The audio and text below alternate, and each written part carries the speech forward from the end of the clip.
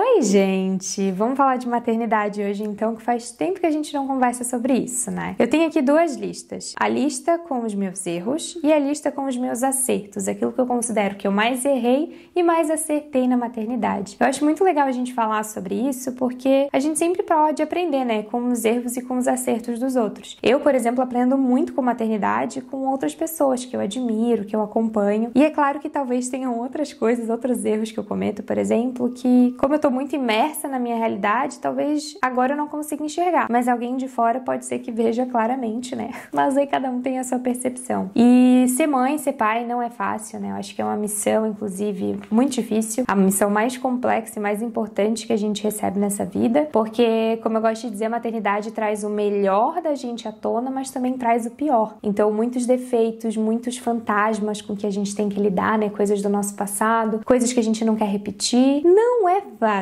mas vale a pena porque é a melhor coisa do mundo. Eu vou começar então com os acertos, tá? Pra gente finalizar com os erros. Na minha lista de acertos, eu tenho aqui que na criação dos meus filhos, eu acertei muito na questão do sono. E por que eu coloquei sono aqui? Porque a questão do sono, da rotina, que eu também coloquei como acerto, sempre foi muito importante pra mim e pro João. Não só porque esse é o estilo de vida que a gente vive, é uma coisa que a gente valoriza muito, ter um sono de qualidade, conseguir dormir bem, ter uma rotina organizada, mas especialmente porque a gente entende que, a criança dormir bem é essencial, porque é quando a criança dorme que ela cresce, hormônios acontecem, ela consegue fixar aquilo que ela aprendeu no dia, as memórias, então o sono de fato é essencial para todo mundo, especialmente para criança. E também porque crianças que dormem bem facilitam a vida dos pais, né? A gente consegue dormir bem também e a gente também consegue ter o tempo pra gente. Então eu acertei muito em ser a chata da questão da rotina, do sono, de estudar, de tentar aplicar. Eu sei que para muita gente não faz sentido, ou enfim, cada um tem as suas questões, mas aqui pra mim foi um acerto muito grande. Se tem um arrependimento que eu não tenho da maternidade, foi o de ter insistido tanto nisso, de ter ido atrás, de ter comprado tantos cursos, de ter estudado tanto e ter, feito acontecer a questão do sono e da rotina, especialmente a rotina. Os meus filhos têm hora pra acordar, tem hora pra lanchar, tem hora pra almoçar, tem hora pra tudo. Ai, Vanessa, que chata, sou chata mesmo, não tem problema, pode dizer que eu sou chata, mas a minha chatice e a chatice do João aqui em casa funciona muito bem e pra nossa vida, pro nosso estilo de vida, a gente colhe 100% os frutos disso. Então a gente consegue dormir bem à noite, a gente consegue ter tempo pra gente enquanto casal, eu consigo ter tempo pra mim de manhã cedo, porque a gente colocou essa questão do sono para as crianças. Então, isso para nós, né, para nossa realidade foi um acerto muito grande. Eu ter ido atrás disso, não ter desistido. Com a Sara, eu ainda errei mais na questão do sono, porque por mais que eu tenha estudado muito com ela, eu não apliquei tão bem quanto eu apliquei com o Thomas. O Thomas foi muito melhor já, porque daí eu já tinha a experiência e aí soma o conhecimento, né, aquilo que tu aprende com a tua experiência. O segundo filho, ele acaba tendo algumas vantagens, digamos assim, porque ele pega uma mãe mais preparada, parece, né? Então, isso foi muito positivo, porque com o Thomas eu consegui aplicar melhor e mais cedo. Com a Sara eu apliquei, mas podia ter sido melhor. Mas ainda assim a gente nunca desistiu e a questão da rotina e do sono foram assim, acertos muito grandes. Então muito do que a gente vive hoje em termos de rotina, de trabalho e tal, se dá ao fato de que as nossas crianças dormem bem e têm uma rotina muito bem estabelecida e organizada. Eu recomendo. Recomendo muito. Eu sei que talvez não funcione para todo mundo, mas se tu acha que pode fazer sentido ir na tua casa, vale a pena tentar. Outro acerto muito grande na minha maternidade foi a questão da introdução alimentar. A Sara, minha filha mais velha, tem 3 anos e 4 meses. O Thomas, o meu filho mais novo, tem 1 ano e 3 meses. E a introdução alimentar deles, eu posso dizer que foi um sucesso. Do Thomas foi diferente do que da Sara, porque daí tem a questão da personalidade dele. Ele já nasceu com fome. E ele não precisou fazer necessariamente uma introdução alimentar. Ele simplesmente comeu. Como se desde que ele nasceu, ele sempre comeu. Não teve, cortar a frutinha, apresentar. Não. Qualquer coisa que eu botava na frente dele, do jeito que fosse, ele comia.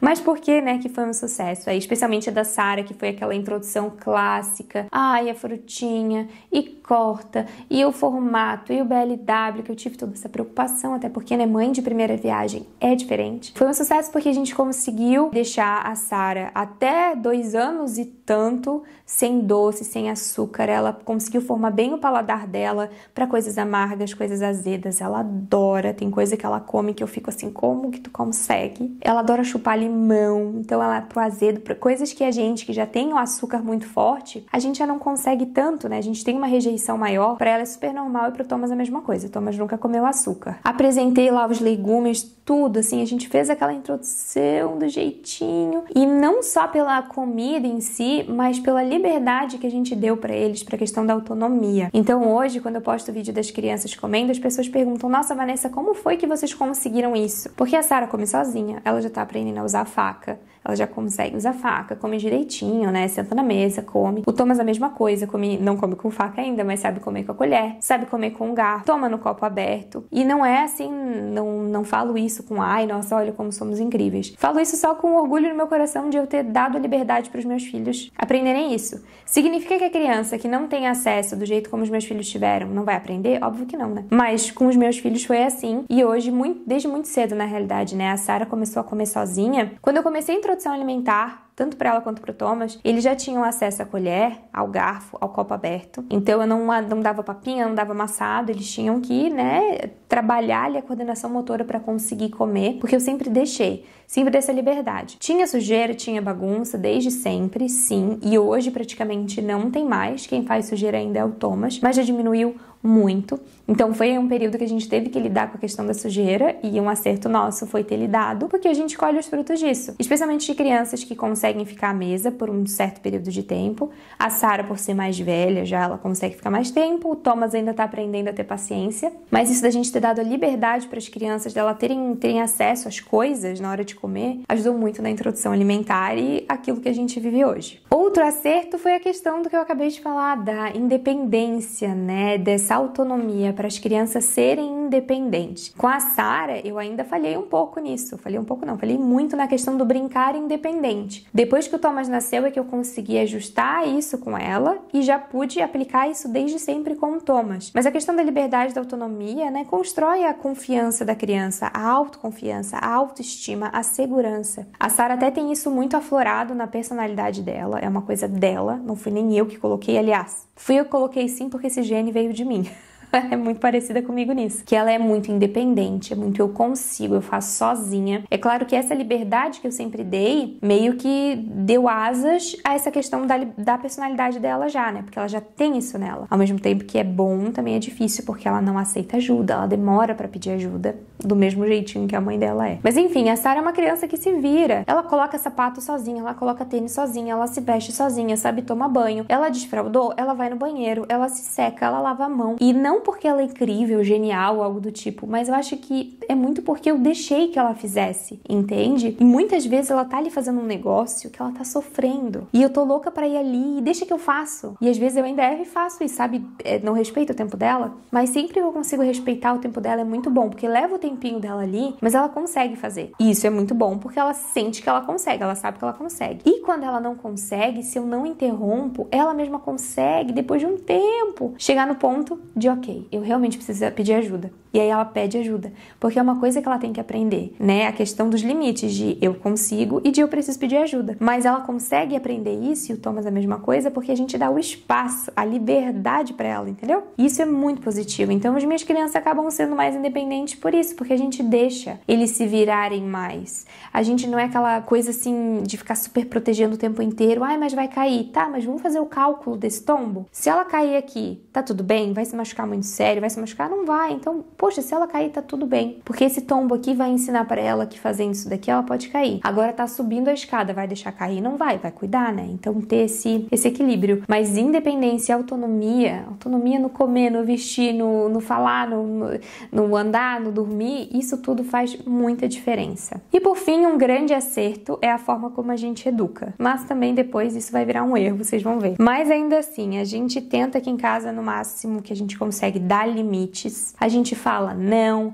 a gente explica que é assim, que não tem que querer. E às vezes quando eu falo isso, eu sei que tem gente que acha meio ruim, que criança tem que querer sim. Claro que criança tem que querer. Isso aqui não é como se a gente nunca ouvisse o que as crianças querem. Mas tem coisas que tá tudo bem que eles queiram algo, mas não importa porque vai ser o que a gente quer, porque não quero escovar o dente. Não tem problema, tu vai ter que escovar ainda assim, entendeu? Porque é uma questão de higiene, ou não quer botar o cinto na cadeirinha do carro. Eu entendo que tu não quer, mas tu vai colocar. colocar, porque tem que colocar, porque é questão de segurança, não é uma opção. Tem coisa que a gente apresenta opção, tu quer fazer assim ou assim? Tu quer isso ou aquilo? Se não, é essa que é a única opção e pronto, acabou. Pode chorar, pode espernear, pode fazer o que for, não importa, tu vai fazer como a gente tá dizendo, porque isso aqui é o melhor pra ti, é o que é seguro, é assim que tem que ser. Essa firmeza que a gente tem de não ceder no choro, de não ceder no cansaço, de não ceder no grito, eu vejo que é algo muito positivo, porque daí as crianças vão entendendo que não é assim que elas vão vencer, né? Que tem espaço pro choro, óbvio, eu não reprimo o choro de ninguém, tá chorando, tudo bem, chora. Quando tu te acalmar, a gente conversa, mas que não é o choro que vai fazer eles ganharem alguma coisa. Aqui a gente já explicou, filha, a gente não ganha nada no choro, não é gritando, tu quer, então tá. Quando tu te acalmar, a gente conversa e a gente entende, a gente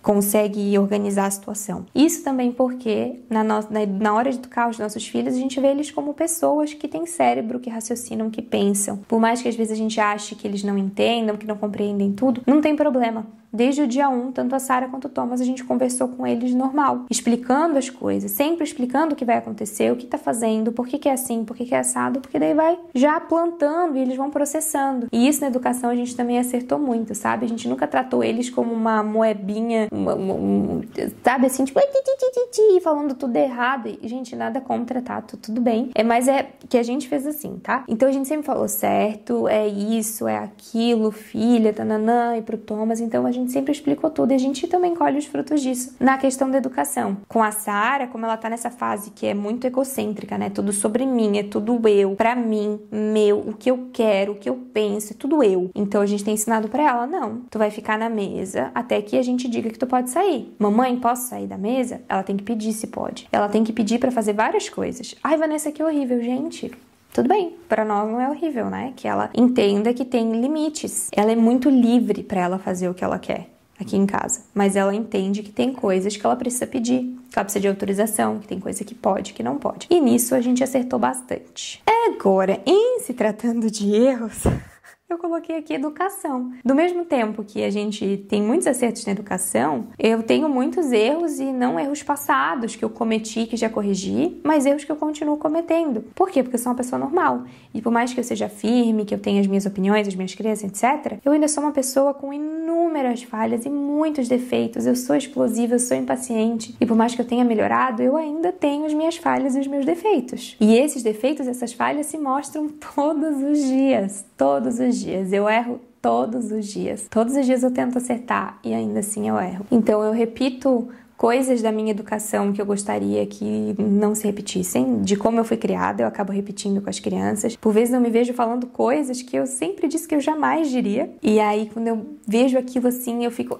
ai, não acredito que eu fiz isso. Não acredito. Sabe assim que tu queria exatamente naquele momento pegar as palavras do ar e não, impede que elas, sabe? Cancela o que eu falei? Tem como apagar, deletar essa mensagem? Não tem como, porque a palavra dita já foi, né? Mas são erros, assim, de falta de paciência. E não é que eu bato nos meus filhos porque isso não acontece. Eu tento ao máximo não gritar, não elevar o meu tom de voz, mas ainda assim, eu elevo meu tom de voz e quando eu faço isso, eu fico extremamente frustrada comigo mesma naquele momento, porque daí eu vejo que, pô, eu era a pessoa pra estar ali, calma, pra criança poder, né? Mas... Só que é muito difícil, porque não é porque a gente é pai e mãe que a gente é perfeito, né? Então é o que eu falei, é o pior e o melhor de nós à tona. E aí a gente tem que ir ali, na hora que a criança tá deixando a gente maluco, a gente tem que respirar fundo, se controlar, e isso é muito difícil. Então eu peco muito, erro muito nisso. Eu levanto o tom de voz, eu respondo de formas que eu não gostaria. Eu sou muito apressada, eu sou a milhão, né? Eu sou muito rápida o tempo todo. E isso não é uma coisa positiva sempre, tá? Porque eu sou muito, não é rápida nem a palavra, acelerada. Essa é a palavra que eu queria. E aí eu tento botar essa aceleração nos meus filhos. Por vezes eu não respeito o tempo deles. É vamos. Aí vamos. É sempre nisso, sabe? Ai, eu erro muito nisso. Eu vejo que causa uma ansiedade, uma agonia neles também. E eu tento melhorar muito nisso. Mas quando eu vejo, tô lá eu fazendo de novo. E acelerando. E falando coisa que não devia. E ameaçando. Do tipo, se não fizer isso, não tem aquilo. Isso é uma coisa que eu queria muito não fazer. E aí eu faço. Volta e meia, eu e o João, a gente se manda vídeos de uma moça que tem no Instagram. Eu esqueci o nome dela agora. Mas ela é bem famosa, tá? Ela tem um cabelo cacheado, ela fala espanhol. Então vocês devem saber quem que é, porque ela fala espanhol. Isso é uma característica bem marcante. Aí a gente só se manda assim, tamo errando nisso aqui. Tamo errando nisso aqui. Tamo errando feio nisso aqui.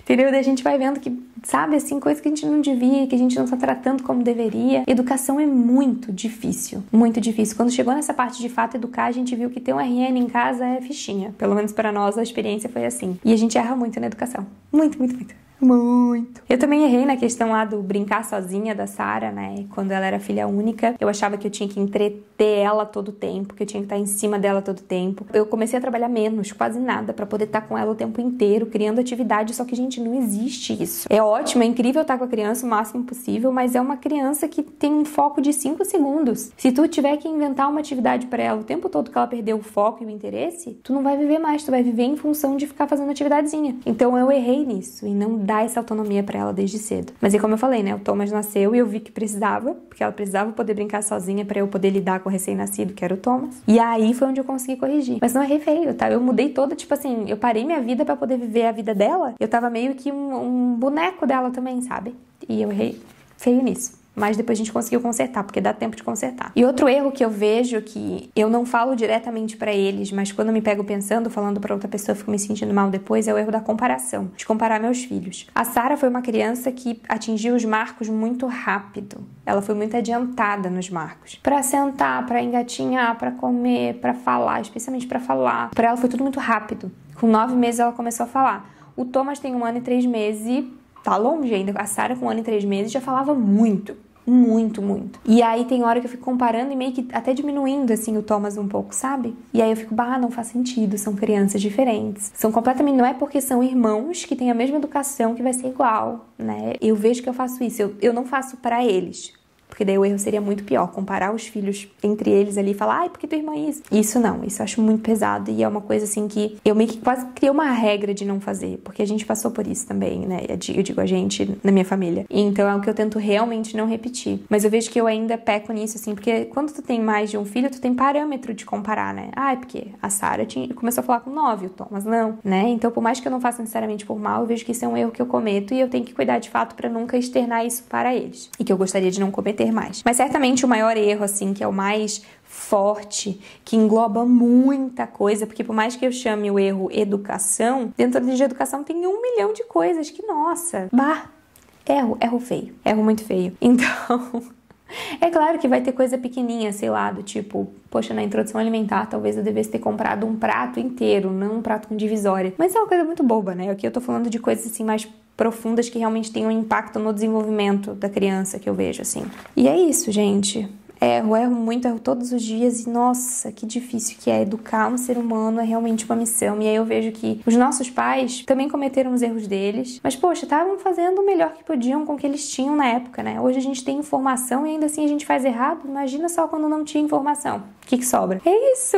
Abri meu coração aqui pra vocês. Agora me contem aí nos comentários, por favor, quais vocês consideram os seus maiores erros, os seus maiores acertos na maternidade. Se vocês se identificaram com alguma coisa que eu comentei aqui. E a gente continua essa conversa nos comentários. Não esqueçam de conferir aqui no box de informações o link para o meu método de 10 passos que se chama Rotina Definitiva, onde eu ensino como eu faço para criar, organizar as minhas rotinas, os meus dias, ajustar as minhas rotinas sempre que necessário, como saber quais são as minhas prioridades. Eu criei esse método para te ajudar a criar uma rotina que funciona pra ti de acordo com a tua realidade. Independente da vida que tu leva, do trabalho que tu tem, de como é teu dia a dia, tu pode sim criar uma rotina mais organizada pra ti e com esse método tu vai conseguir isso. O link tá aqui no box de informações. Curtam o vídeo, se inscrevam aqui no canal, me acompanhem nas redes sociais, principalmente no Instagram. E era isso. Um beijo enorme, muito, muito, muito vocês. Até o próximo vídeo e tchau!